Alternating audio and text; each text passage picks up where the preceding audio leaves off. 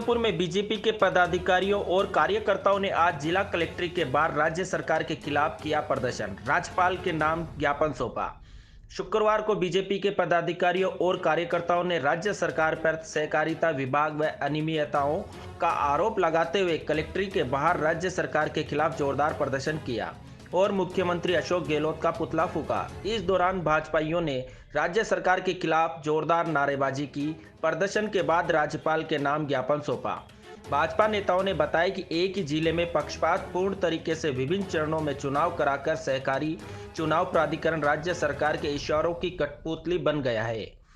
सहकारी चुनाव प्राधिकरण ने इस काम में प्रदर्शनकारियों व सहकारी लोकतंत्र की हत्या बताया है। इसी के विरोध में आज कलेक्ट्रेट के बाहर प्रदर्शन किया। प्रदर्शन के दौरान उदयपुर सांसद अर्जुन लाल मीणा, ग्रामीण विधायक फूलचंद मीणा, भाजपा शहर जिला अध्यक्ष रविंद्र श्रीमाली, प्रमोद सामर, पारस सिंघी, डॉक्टर जितेंद्र शास्त्री सहित कई भाजपा नेता कार्यकर्ता मौजूद रहे।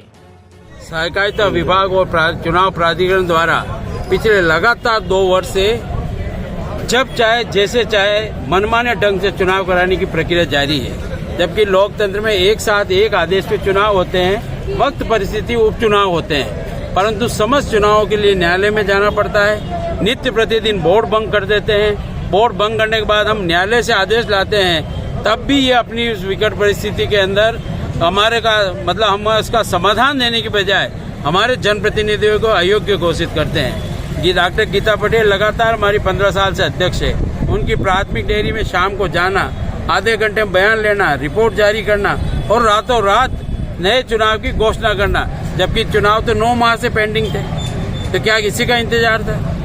8वीं पास के सर्टिफिकेट की बजाय अगर कोई 10वीं का देता है तो अमान्य करना। जो डॉक्यूमेंट्स हम पेश करते हैं उसकी कोई मान्यता नहीं है, उसको कहते हैं आप कोर्ट से आइए।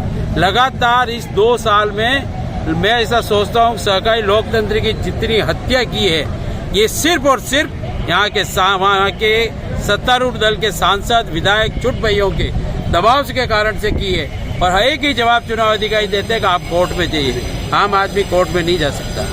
इसलिए हमने अभी जब हमारे यहाँ वार्डों का गठन होने की बात थी, हमने कलेक्टर साहब का कि चुनाव की प्रक्रिया से पहले वार्ड का गठन होकर के चुनाव कराइए, तब वो पूछ रहे हैं उन अधिकारी से कि आप ला करके दीजिए।